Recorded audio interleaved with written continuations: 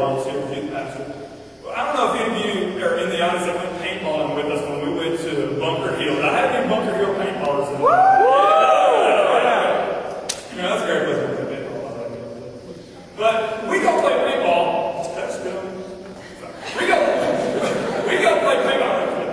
We go play paintball, and I get this bright idea that, you know what, I would like some really good video footage of the guys in action, you know? So I go from playing paintball to playing Mr. CNN, Mr. Geraldo Rivera on the battlefront, going to get some good footage here, okay? So I get my little video camera out, one of those, I don't know if it's a video camera, but I get that thing out and I start walking out in the woods, okay, without a gun, all right? So I'm walking around and I see, some guys over there, and I and I'm getting some good footage here, and all of a sudden I get hit by, I'm assuming, a stray one, okay? I get pounded, I'm like, whoa, hey man, video, no gun, video. And so, I'm thinking, okay, that was a stray one. About 60 seconds later, maybe 30 seconds later, I get hit by a few more stray ones, okay? And I don't know if you've ever been hit by paintball, but it's all fun when your adrenaline's going and you got a gun. It ain't fun when you got a camera, okay? And so I'm on video, and all of a sudden, it's almost like time freezes. And in my mind, I start having this conversation with myself, okay? And it's like, okay, Pat, when you were in the youth group, and you had a youth pastor, and you had a gun, and he wouldn't have a gun, and you see him walking through the woods, what is the first thing you're going to do? You're going to start pelting him. And so all of a sudden time unfreezes, and I'm like, dude, I am in danger. And pretty soon it hits home, and I am like the biggest target in the woods, and I'm not even playing. All of a sudden I'm getting pelted, and I'm just kind of hightailed out there, And it was one of those moments where if the camera was rolling, I would have heard it say, I want to get away, because I want to get away. Those paintballs hurt. I want us to look at Joshua chapter 7 tonight. There's a guy by the name of Achan. We've looked at this story a little bit before, and I want to take a little bit of a different spin on it tonight. But let me give you a little background before we read this. Basically, what has happened here is God's people have taken over a city, okay? And God's hand and we're going to use this word tonight a bit, favor. His favor has been on His people, okay? Listen, if God's favor is on your life, you're going to know it.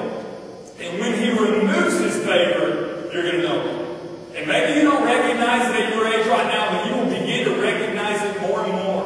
Okay, God blesses certain things. For instance, faithfulness. God blesses faithfulness. Okay, there are rewards that we get. Someone say, well, I ain't going to heaven, okay. No, there are rewards right now. And God's favor was on these people because you know what? That was His people, and He was their God, and they worshiped God. They were faithful to God. They had their ups and downs like we do. But ultimately, they were faithful to God, and God's favor was on them. So basically, what did that mean? That meant that they could go into any city and take it over and whoop tail and take names, and basically without even much fight.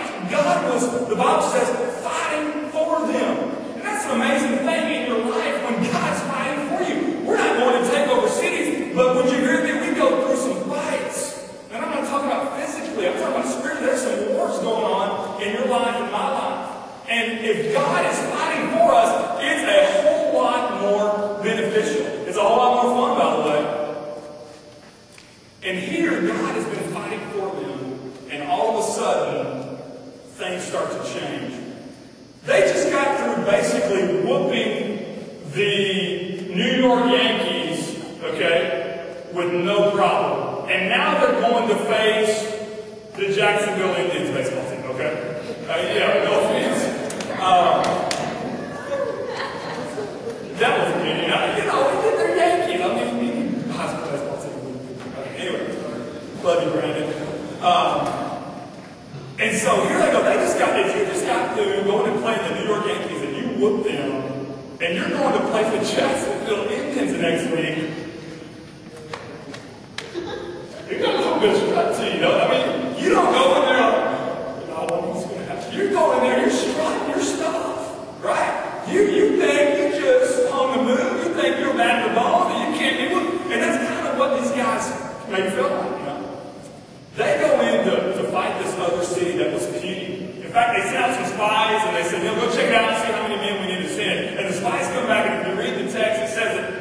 seem like this. This is the Brad Oliver version.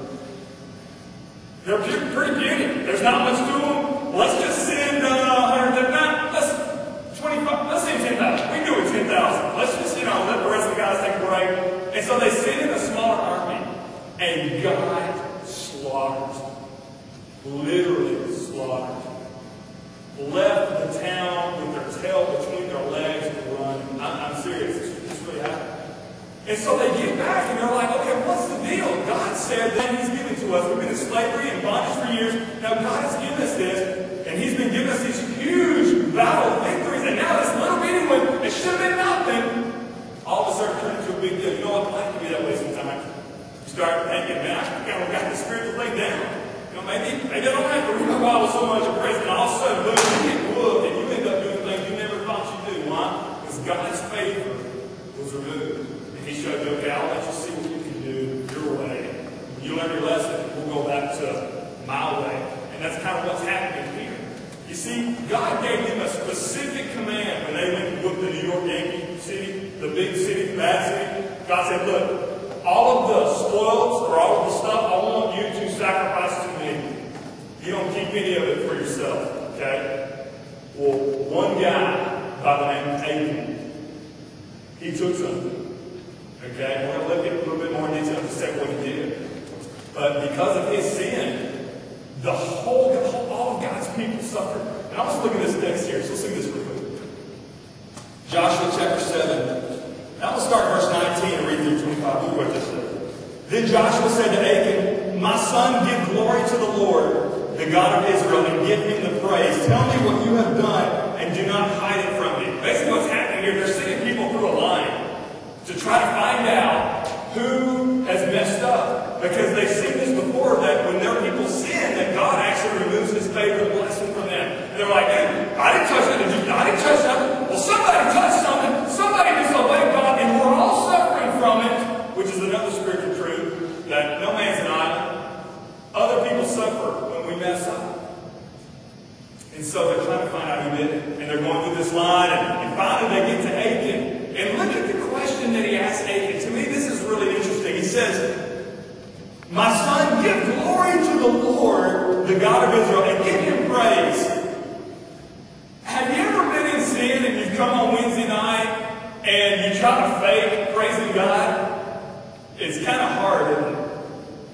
And I don't know, maybe you've been doing it so long, you're good at it, but you know what I'm saying? It's difficult when you're living in sin to put that fake smile on, to put that fake praise on. And I almost think that's kind of what he's saying. He's like, come on in, man, go ahead, give praise to God. And I don't know if he saw the look in his face or what. He comes in and then he says, look at this. He goes, tell me what you've done and don't hide it from me. And so Achan replied, it is true. I have sinned against the Lord, the God of Israel. This is what I've done. Okay, look at this. When I saw the plunder, a beautiful robe from Babylonia, 200 shekels of silver, and a wedge of gold weighing 50 shekels, I coveted them, or I desired them, and I took them.